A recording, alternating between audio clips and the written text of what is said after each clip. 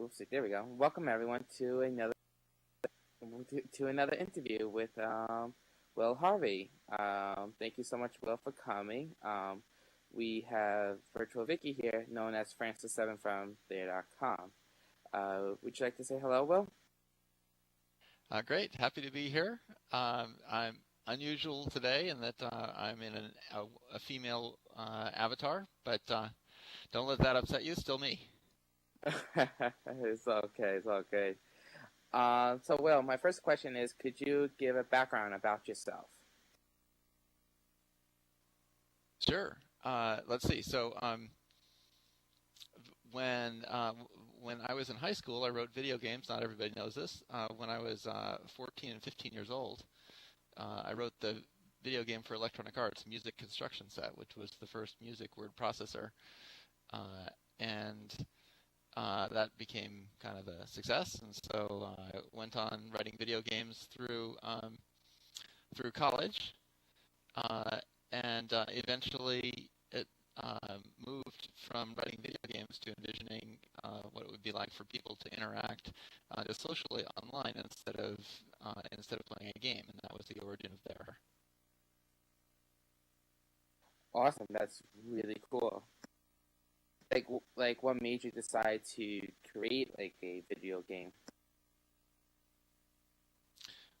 Well, you mean initially stretching way back to music construction sets, say in the early '80s. I actually had written a video game for the Apple II computer that was called Lancaster. Oh, that's so cool. Yeah, and I wanted to put music in the video game. I thought the video game was as good as the other video games that were being sold. So in order to get the music in the video game, I didn't actually know how to read music, and so I wrote a music construction set as a tool for myself, so that I could transcribe sheet music that I could buy at a music store to the numbers that a computer could understand and play back by essentially just reproducing. You're a bit quiet. It says you're Vicky's saying that you're a bit quiet. I don't know what it is, but Okay, I'll try again. Is that okay? Yeah, there you go. Good. Okay. So I wrote the music editor in order to transcribe music from sheet music that I could buy at a computer store to the numbers and so forth that a computer could understand and play back. And that was the origin of Music Construction Set.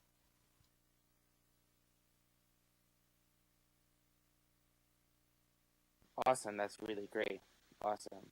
My next question is, how did you start there? Like from the beginning? I started there, actually. The idea for there came when I was skiing in Zermatt, Switzerland.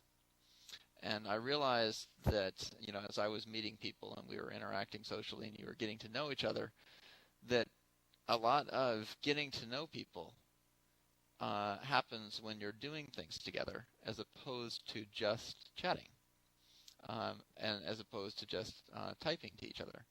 So I envisioned the idea of creating a world in which people could hang out and actually do things together, like going skiing. So an example a motivating example was that if you're skiing together, there are many opportunities for people to reveal aspects of their personality that wouldn't come through if you're just, if you're just talking. So, if one person is adventurous and shoots way ahead, expects the other person to follow, that tells you something about who that person is. Or if a person is chivalrous and always polite and waits and helps the other person, or if you get into trouble and you find out, how you handle stressful situations. It tells you more about people. So I thought it'd be great if people could do this online, and that was the origin of there. Oh wow, that's pretty cool. to hear that. Yeah, I was always wondering how you decided to create there. Um, what made you decide to build a virtual world? Like, I know that it wasn't like a everyday business. You know what I mean? Like there must have been something like I guess in your mind that you wanted to create a virtual world. Well, this was 1997. I want to say about 1997. So it was still early, and there really weren't any successful examples of virtual worlds in 3D that actually were immersive in any sense of the word. So it hadn't been done, um, and that driving vision, though, that experience of interacting with people in the real world by going skiing together was just very compelling. And so I thought, okay, if we could pull this off online, then we're going to have a lot of people enjoy this.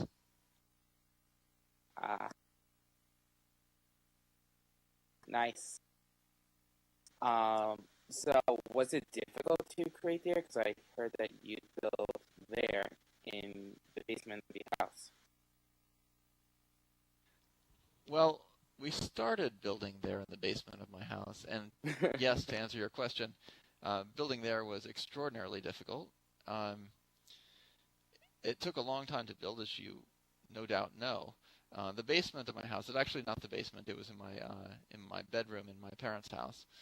And we made prototypes for a year just to prove to ourselves that we could create a compelling world that would be fun to be in. Because if we couldn't create a world that was fun to be in, then people weren't going to spend any time in that. So we created prototypes to prove that we could do that. And then came the hard part. After we created the prototypes and proved to ourselves that we could create a commodious environment to be in, we then had to build it for real in such a way that it would support hundreds of thousands of simultaneous people and handle the interactions between them and work on other people's computers and deal with distributed systems and physics simulations and so forth. And that was just a tremendously challenging engineering undertaking, which is why it took us about 3 or 4 years before we really were able to come to market with the product. Yeah, that's I heard it was very challenging to build there because the physics behind it was like extraordinary, like very difficult, and the movement and going to one place to another without having to teleport, just walking is I heard was very difficult to make. Yeah, it certainly was. And I think that actually may have been a mistake in retrospect, looking at it. We went about this by building a system of simulated physics and a immersive, real-time, massively multi-user environment that was capable of doing extraordinary physics, and that we could take, we could do many, many things in.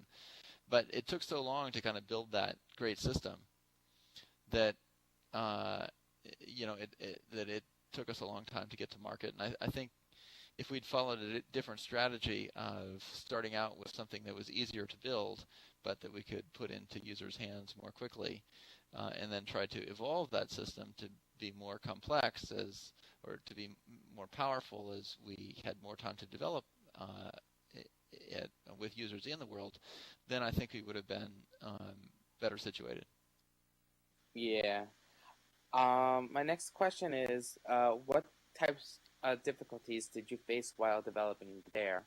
And do you think it was a bit too early for there to be created? And also, do you think it would probably been better off to create there presently, since the technology is very more high tech now? Well, that's an interesting question, actually. In retrospect, no. I don't think that it was too early to create there. I'm not going to blame it on being our eventual failure on being too early. I think where we messed up was that we didn't get users involved early enough, and so the company was losing money for a long time, and was never able to kind of get over that hump of losing money to turn it into a company that's making money. And part of the reason for that is that we grew the company to be large, so we had a lot of expenses for a large number of employees, and a lot of continuing, ongoing expense in just running the system and operating the system. So we set a kind of a high bar. We had to get a significant amount of revenue in order to just remain profitable. And if instead we had created a smaller product that was still in kind of in line with getting to the vision of where we wanted to go, then I think there would still be around today.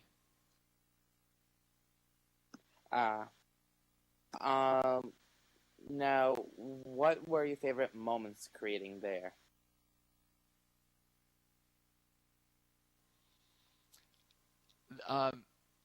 Initially, my favorite moments in the first couple of years of there were moments where things would happen in the world that would just surprise you and put a huge smile on your face. We had, for example, a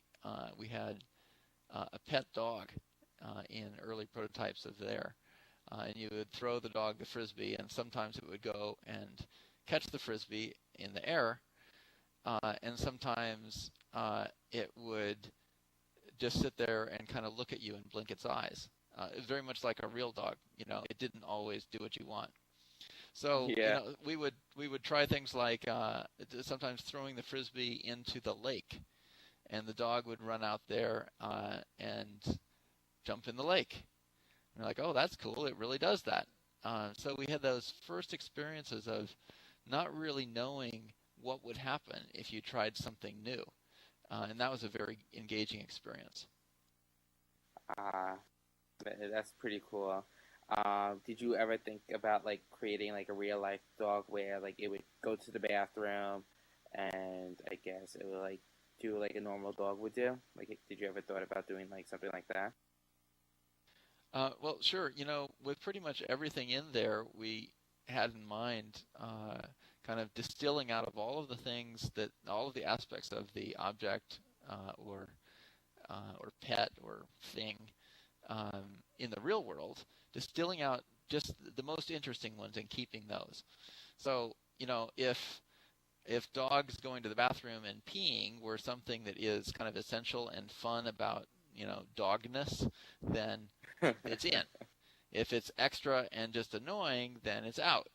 And so, we tried to prioritize things when we looked at creating objects about what was most cool about them, and do those things first with kind of a mind that we would get to the lesser important things eventually. Yeah, no, I was just saying like, cause I mean, it'd be pretty funny just to see like the dog is actually like looking like going to the bathroom. I thought that would be pretty funny to see that. Yeah, no doubt. And if you're taking your dog on a walk and your dog saw a tree or a fire hydrant and kind of pulled on its leash and dragged you over to the fire hydrant so it could go to the bathroom, that would certainly bring a smile to your face. Hey, at least they're doing it outside and not inside the house. Right. Because I go through that every day in my house. My dog loves to just use the bathroom in my house instead of outside. So, what were there anything that you were creating that never got released? Okay. Yeah, absolutely. I think it's one of my biggest disappointments in there. We had created something called BlocksKit that was an absolutely extraordinary Lego-like tool that allowed you to build houses and roller coasters and miniature golf courses and race car tracks with stuff that worked. I mean, like the roller coaster, you could get in the roller coaster and the roller coaster would do loops and it would go over jumps, and it was just incredibly fun. And we didn't ever get to ship that. So we ran some beta tests, and some users enjoyed the beta tests, but we never got to ship it. And I think it's probably my greatest disappointment. Yeah, I heard it was very good. I didn't join there until like when Coke Studios was closed and Coca-Cola moved their avatars over to there.com for promotions. What was the reason why that they couldn't release it to the public? Well, it was a long time ago. I can't remember. I can't remember the details of the reasons. I think we were struggling as a company, and we had lots of different people who had different visions about the direction that the company should go, and that made it hard for us to execute well as a business. So, I think that there were a variety of ideas that we had. We had incredibly smart people in the company and very talented employees, some of the things that we did we shipped, and others of the things that we did kind of got caught up in people trying to agree with each other, and unfortunately the Blocks Kit things fell in the latter category. Yeah, it was a shame not seeing that to be released, because I probably would have seen, like Virtual Vicky said that he enjoyed it. I bet many users would love to see that. Yeah, but startups are hard, and you just got to keep moving forward. Yeah, that's definitely true. So my next question is, what was it like working with Jeffrey and the staff crew? With Jeffrey Ventrella and who? Yeah, and a staff crew that you were working with, like Matt, Danzig, Don, and the other staff people. Oh, with Jeffrey and with Matt Danzig and with Don Carson. What a delight. All of those people that you mentioned are incredibly talented. Jeffrey has an ability like nobody else in the world to look at something and capture the essence of what makes that thing cool. So if you look at he looks at a dog, and if all he has is a wireframe, if he's just going to do a prototype with some lines or some wireframe images, that dog is going to be really cool. Matt Danzig has a sense of humor like nobody you would ever believe. He's hilarious. Oh, yeah, that's definitely true. And that comes through in just some charm in his art direction that is phenomenal. And Don Carson is one of the most talented environmental designers for virtual environments probably in the world. Of course, he came from Disneyland, where he designed Splash Mountain, and he was the lead show designer for Splash Mountain, and also so cool. Contributed to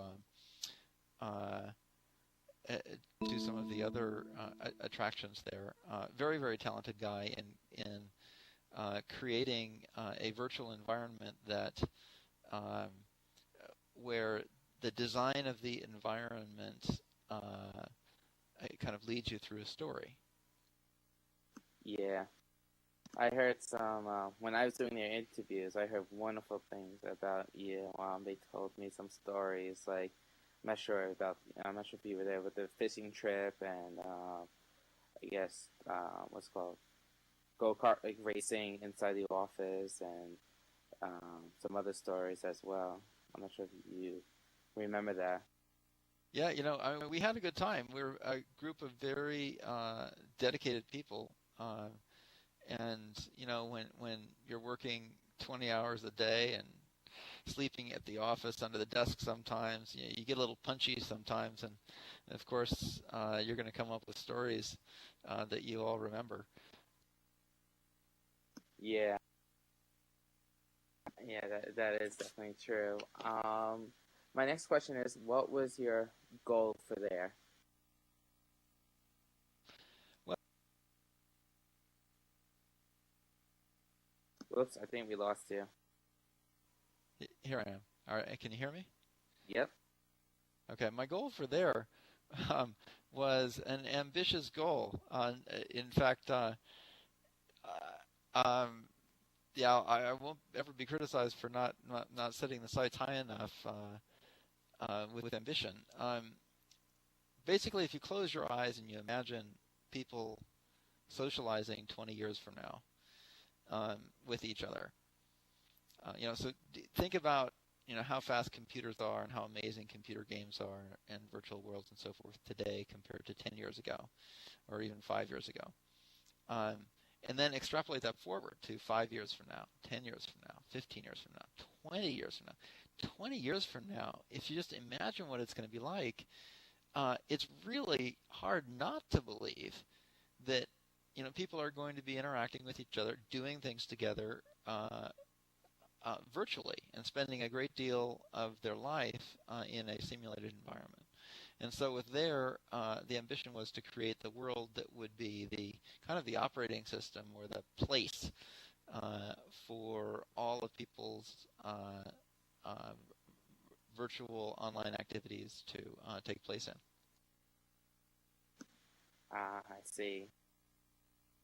Yeah, it was interesting, like how you were able to meet other people like all over the country. You know what I mean? Like I would probably say the Philippines to Europe to I guess Canada, and like all over the country, like came to this one place, and you get to meet different cultures and nationality with it as well. It's like going in like it's like going somewhere in real life, going to like I guess to a diner. Like think of it as like the United States in a way, where you're getting different nationalities, different cultures, religions, everything. It was pretty cool. Yeah, absolutely. I mean, that's the vision, and I think that's going to change the world because it basically removes the geographical barriers between different cultures, so that you can learn other languages in immersive environments and find out what it's to be like with other people from other cultures. I think it's just a fascinating idea. Couple that also with the idea that you can explore aspects of your own personality and identity that are hard to do in the real world. So here I am dressed in a female avatar, and when I interact with people as a female avatar, it feels different, right? I mean, it's kind of weird. I'm a guy, but I'm within a female avatar, and it's just kind of interesting. So you get to, and I could never do that in the real world. I mean, I suppose I could dress and drag and try to make myself look like a woman to see what that would be like, but that would be kind of weird. I'm not going to go that far. It's weird enough just using a female avatar. So you don't get that opportunity in the real world.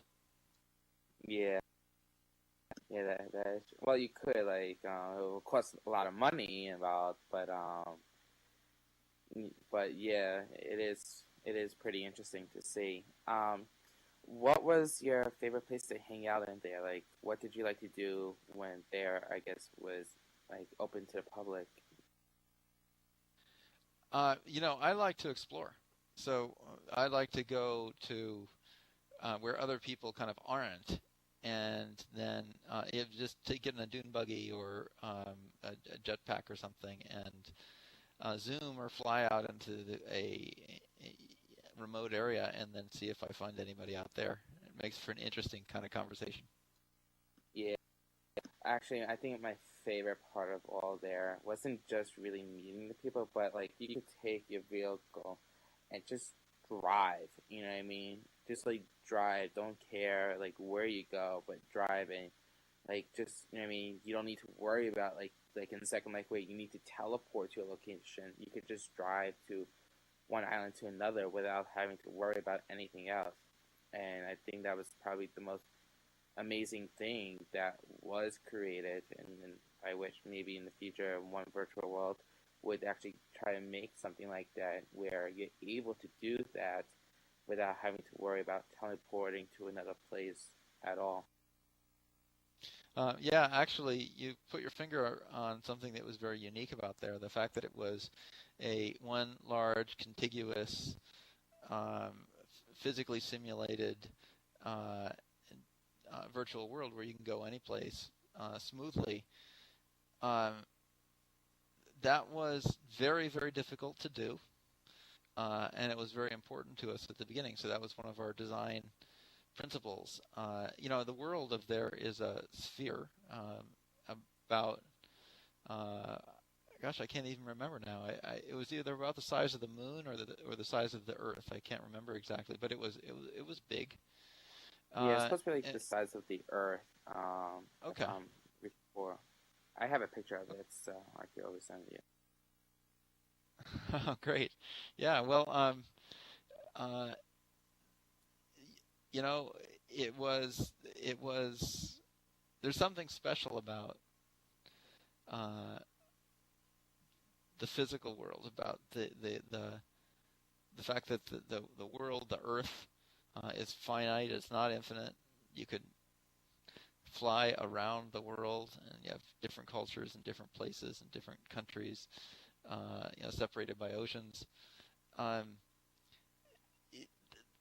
the texture of living on a planet like this is something that we wanted to capture in there. So, we put a lot of effort into making sure that our technology would support seamless handovers when you drove your dune buggy from a region of the Earth that was being managed by one server into a region of the Earth being managed by another server. That all would happen automatically, kind of behind the scenes, and it was a very complex thing. I mean, just imagine when you drive down the freeway and you're talking with somebody on your cell phone.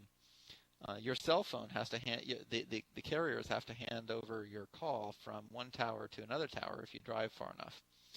And, even sometimes you get dropped calls. So people, anybody who's talked on a cell phone while driving is familiar with with the concept, because you use it every yeah. day, of handing over from one server to another. But imagine how much harder it is to hand over something in a virtually simulated environment than just a phone call. A phone call is easy. Imagine if instead of the phone call, you are driving a dune buggy with your friend also in the dune buggy, and you're shooting out the window of the dune buggy with your paint gun at a dog that is chasing after the dune buggy. All that could happen in there, and you could be doing that at the point in time that you crossed over a invisible boundary between one region of the world served by one server and another. And the servers would have to manage the handover of that very complex configuration of different objects from one to the other without having, the one person fall out of the Jeep, or the Jeep crash, or the gun slip back in its holster, or anything like that. A very, very difficult problem that it's easy to take for granted just because you can drive. Yeah. Yeah, it's I think that's probably that it is very unique to definitely see that at all. It's like most virtual worlds, you couldn't even do that at all. Yeah, it definitely did though. Like I remember I was doing a cross country race with CCR Gina, which was known as Emma, and there, and every day I would take my buggy. Well, not every day, but it would be like I guess once in a blue moon, whenever I got a chance to take my buggy with a group of friends and just travel across the server boundaries. You know what I mean? And there was times like the screen would go black for a moment, but you know what I mean, that was normal. It's just like a drop call. It's just reconnecting, and it was actually pretty cool. Yeah, absolutely. Yeah, it was very smooth. Yeah, that is definitely true. Um, why did you decide to leave there? Okay.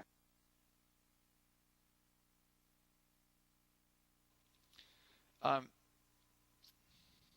well, initially I left there to write the Blocks Kit program because it was something that I thought was very important for making there better. I thought it was what the world was missing. It was really missing the ability to, in my view, it was missing the ability for people to create interesting things so that every time you logged into the world, there'd be a lot of new stuff there that was created by other people. And that, so it was difficult for us to kind of build that project inside the company because not everybody had the same kind of vision or opinion about what was important. And Whoops, we lost you. I felt strongly enough about that that uh, I left the company to build that product. Um, and so that's initially why I left there. And then we built BlocksKit, and it came out really well. It came out phenomenally.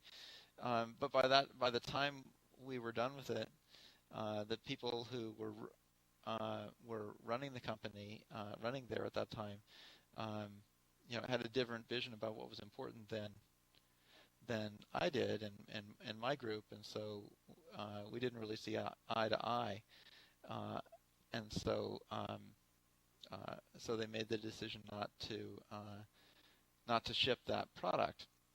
And at that point, I realized that I wasn't helping anymore. I was trying to help. I was trying to use everything in my power, all of my abilities, and invest my own money and everything in adding the features to there that I thought it needed. So I tried really hard, but it's not just the task is not just building the products. It's also getting everybody to agree that that's what's important. And I didn't succeed in that other half. I just succeeded in building the product. So when I kind of realized that the task was bigger than just building the product, and that I wasn't doing a very good job on convincing everybody of how important it was, then I finally accepted that I wasn't really able to help. I wasn't really able to contribute, and so that's when I decided to leave there for good. I'm very sorry to hear that they weren't, I guess, respecting what you really wanted and what you were trying to implement. Because they should have known that, like, they do know that you created there, you were the main founder, and they should have listened to you more than, I guess, anything else. Because I think it should go by what the founder wants. Because the whole point of, what you wanted was to vision, like, an excellent social virtual world. Well, thank you for saying that. That was certainly my opinion. I think that they were really stupid because, once you left, I think their really, like, fell down because later on, and you were aware of when Black Friday came along, they lost amazing staff members, probably the best staff members, and even though Michael Wilson was able to keep it long enough, which I'm very grateful and thank you, Michael, for keeping it long. I think if they probably kept you longer, they would probably see it better there now. I think they would probably have been still around maybe if they would have kept you longer enough. Well, it's hard to say. There were a lot of talented people, and startups are hard. It's really hard to get everybody to agree on the direction you want to go. It was especially hard at there. and I'll tell you why. It's because the vision for there was so all-encompassing. It was just such a grand vision to create the virtual world for Speak up a little bit. for the rest of time, right? Yeah. It was such a grand vision that everybody has opinions about what that grand vision ought to look like. So, I think that to really succeed at building something like a virtual world, you have to find a way to allow each person in the company, all of the employees, all of the engineers, all of the designers, everybody in the company to contribute to what makes the world great in their own way. Because each person has something, has their own ideas, and it's not one or the other. Everybody has something to contribute. And so I think you need to have a company with a culture that really embraces the contributions of all of the employees and of all of the users. Yeah. That's what it would have taken for there to be successful, and I think that's what it will take for any of the successors to be successful. Yeah, those were some amazing words that you just said, and I hopefully, if those who are in developing a virtual environment or anything really pretty much that has to do with consumers, hopefully they would understand what the main goal is to really have.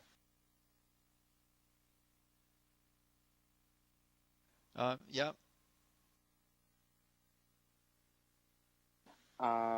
Now, my next question is, what do you think, in order for there to continue to run, what do you think there needs to do in order to continue to run to be a little bit more successful than it was? If you mean what did there.com need to do in order to not go out of business? Yeah. If that was the question. Yeah. Well, I mean, ultimately, a company goes out of business when it runs out of money, right? Yeah, that's true. And so, yeah, I think that as entrepreneurs, we didn't do everything right with there. Basically, we were so captivated by the ultimate vision of what we were going to build, and so absolutely certain of the eventual success of that vision that we weren't as concerned as we needed to be in the beginning about being successful as a business in the early stages, because we would just close our eyes and imagine how great it was going to be when we were eventually successful. Well, so now, with a little more experience under my belt as an entrepreneur, I'm pretty sure that's not the right way to go about things. If you're going to build a successful company, you have to earn the right to be successful later by being successful earlier. And we didn't understand that when we built there. I see what you're saying. Thanks for telling us that. My next question is, what made you decide to build IMVU? Well, IMVU is a different vision from there, actually. Whereas there, as I described, the vision was creating a place for people to interact with each other by doing things together in a virtual world that 20 years from now they would be spending all of their time in. IMVU's vision was to create a lighter weight, easier, simpler to understand way for people to interact in bite-sized in bite-sized pieces, so that uh, you could get together with your friends and hang out for 5 minutes or 10 minutes or an hour, and it wasn't as that didn't require you and your friends to have a house and a car and a job and an entire virtual life in the virtual environment. You could just pop in and pop out. So at the time, the closest thing to that experience for people to interact with online was instant messaging, because you could just start up an IM, chat for a little bit, and then pop out. You're done. So when IMVU started, we had the vision of kind of taking the paradigm of instant messaging, a buddy list, and clicking on your friend's name, and pow, you're in a virtual chat with your friends, and making that 3D and interactive, but still simple. That, incidentally, is why IMVU is called IMVU, IMVU, the instant messaging. The IM is to kind of connect the product and the company with the paradigm of instant messaging, which people understood at the time. That was pretty funny, because I was just going to ask you what IMVU stands for. You just read my mind. Yeah, it doesn't stand for anything, except for the first two letters were for instant messaging. I can say that, I think, in an official capacity. We have heard from users that it's a pretty good acronym for instant messaging virtual universe. So that's actually pretty good. Yeah, so that sounds okay to me, but it wasn't our idea.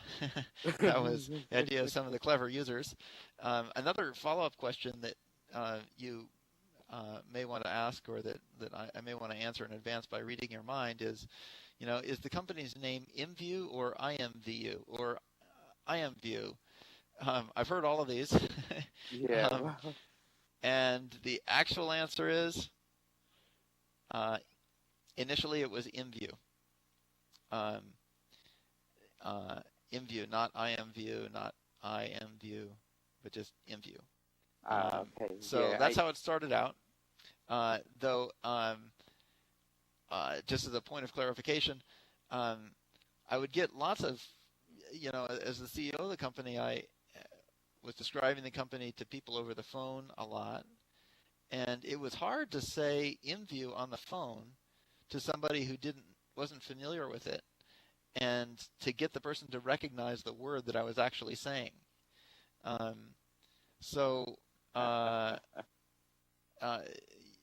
would say, this is Will Harvey from IMVU, and they say, well, can you spell that? Yeah, sure, IMVU. And they're like, I envy you? No. I'm like, well, that's a good that's a good name, but that's not the name of the company. And we go back and forth. So after enough of those experiences, I became pretty flexible on allowing people to call the company anything they wanted, with one exception. There's only one pronunciation that I don't like, which is IMVU. Kind of IMVOO. I think that sounds ugly, but that's just my personal opinion. Well, unless they're foreigners, then it's probably a little bit different. Yeah, that's a point. So, there we go. What do you? Hey, God, sorry about that. I hate clicking. Do you still currently work for IMVU, or did you retire from with IMVU? I'm still on the board of IMVU, and so I still have an active interest in the company, and I'm talking to the management on a regular basis. But I'm don't have an operational role, so I just have the role as board member at this point. Right, there we go. So you're not like working like on any projects or anything like that? No, I'm not working on any projects for IMVU.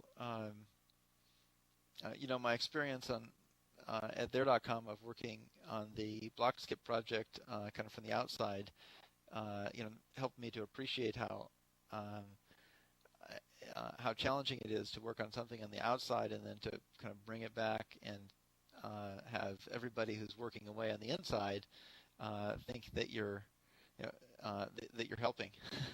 So I wasn't Yeah. going to try that again. That was just too hard. Um, I do.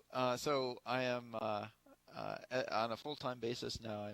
I'm running a company called Finale Fireworks. Oh, cool. What is that Dot about? com. And finalefireworks.com, if you go to the website www.finalefireworks.com, it is the product allows you to design fireworks displays like you see on the 4th of July virtually on your computer. And if you are a professional, then you can design fireworks displays on your computer and actually have the program output the scripts and information for shooting off that show in real life. And if you are just a virtual pyro or just a person who likes to play games, then you can just play around with the program and design fireworks shows for the fun of it. And it actually is a lot of fun.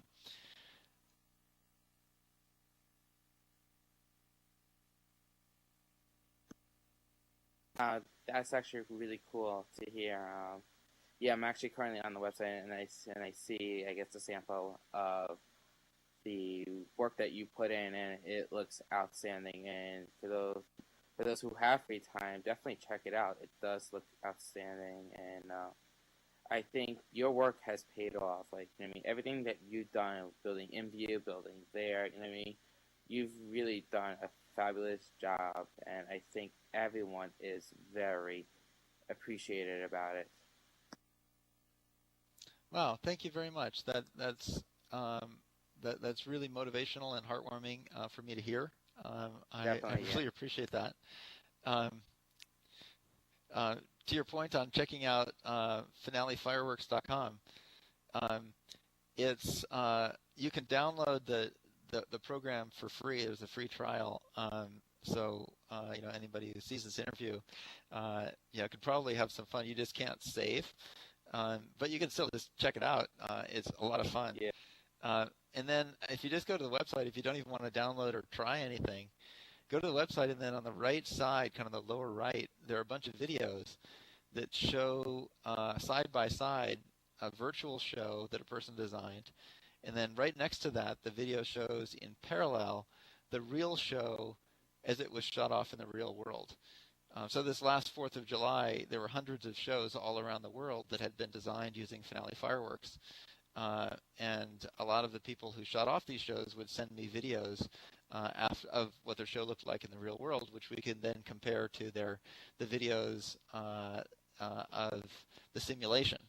And Oh, that's so so cool. it's actually pretty incredible to look at those, to click on those videos. Definitely click full screen and turn the sound on, and you'll enjoy it. Yeah. I also was wondering regarding about with there. Was it really hard? Like building there on Windows? Like would it probably been like a bit easier with Macs or Linux? Every computer system has, uh, its idiosyncrasies. Windows, the Windows, the difficulty with Windows is that um, there are a lot of different configurations of computer hardware, and especially 3D video cards, and that was even more important and more difficult at the time that we started there, because software rendering was just too slow.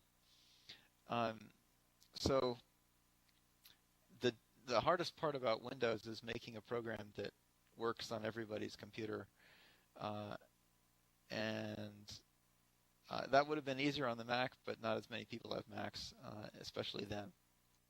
Yeah, probably like in the beginning, Macs weren't really fully popular like until now. You know what I mean? Like a couple years ago, I think more people are deciding to move over to Macs because I think it's probably more user friendly, and also you don't need to worry about like viruses, spyware, those type of things. Yeah, that's all true. Yeah. Do you, now I asked a couple of members to send in some questions and uh, for you regarding about there. It's like I think it's like 3 or 4 questions as a couple of members asked. Great. Okay, so my first question is from uh, Dreamweaver. She said, "Just want to let you know it was nice to meet you when we had our first real life gathering, and then going to the meeting we had when IMVU was first being created. I'd like to see you do more worlds. You're a genius, and miss you." Oh, that's so wonderful to hear. Dreamweaver, thank you very much. The your name sticks out as one of the small set of people's names of um, wonderfully contributing users that I remember. So thank you for your participation. Um, and the the vision of virtual worlds that people interact with is, inside the close your eyes and imagine 20 years from now vision is still out there, hasn't been achieved yet, and um, I'm still thinking about it. That's good. Let's hope you do make some more virtual worlds, or you know what I mean, try to implement some stuff that you wish you had were able to do in there and bring it in here, because you know what I mean, now you're more controlling probably in IMVU than you were in there. Um, yeah, well, it'll be interesting to see how things develop. There, of course, are the massively multiplayer games like World of Warcraft that at least I guess I should that's something of a standout by itself and how successful it's been. But it's possible that the massively multiplayer games like World of Warcraft will kind of lead to the vision of virtual worlds, or it's possible that um, the kind of pure play virtual worlds like there.com or Second Life uh, that um, are built kind of in direct line toward that ultimate vision. It's possible they're going to be the path that gets to it, and it's also possible that that IMVU or something like IMVU, which is today a lighter weight, uh, easier to use but not as deep a place with as many things to do. It's possible that that will get there. So it's the answer of what kind of company is going to be the company that.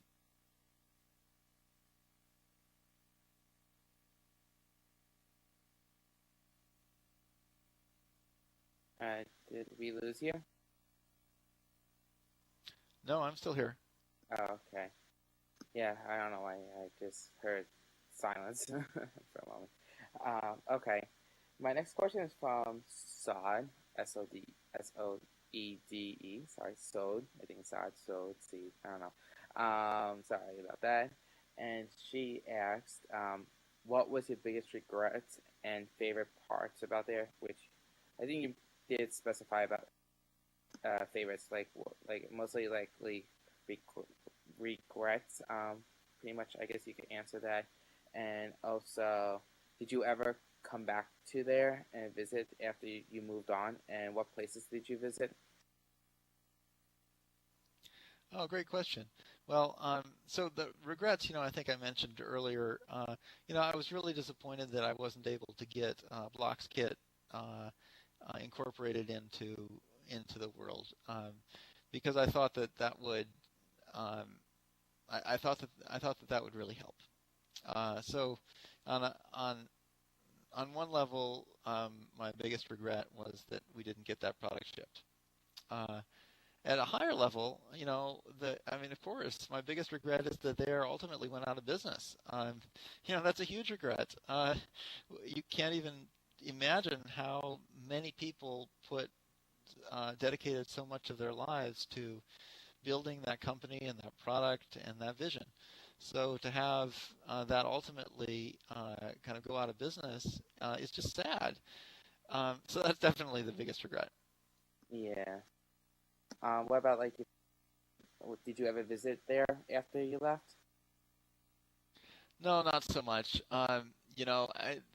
The uh, the Blocks Kit experience was one where we were just passionately trying to build what we thought would help, and then when um, when it didn't help, we just kind of realized uh, that we'd done everything that we can.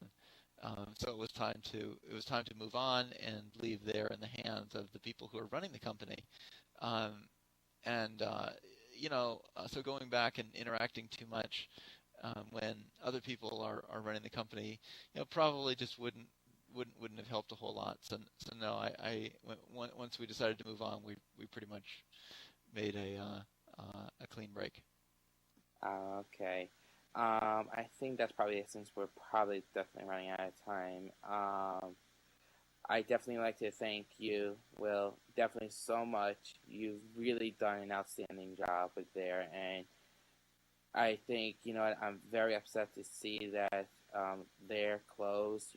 Since it was pretty much like your baby, like your child, and you put so much effort. You, your staff, you all done a wonderful job with it, and we are definitely most happy that you were able to create there because I would not met have so many amazing people, and you've really paid your work out. You know what I mean? You've done so much, and we are all very grateful for you developing there. Wow. Well, again, thank you very much. That's incredibly gratifying to hear, and very motivational. So I'll keep working. Definitely. All right, everyone, have a wonderful day, and hopefully coming around soon. We will be taking a bit of a break with the interview, and hopefully something new may come up. And just stay tuned on my Facebook page, Therian Memorial, and also Virtual Fans News, and as well, TheriansForever.webs.com. All right, take care, everyone.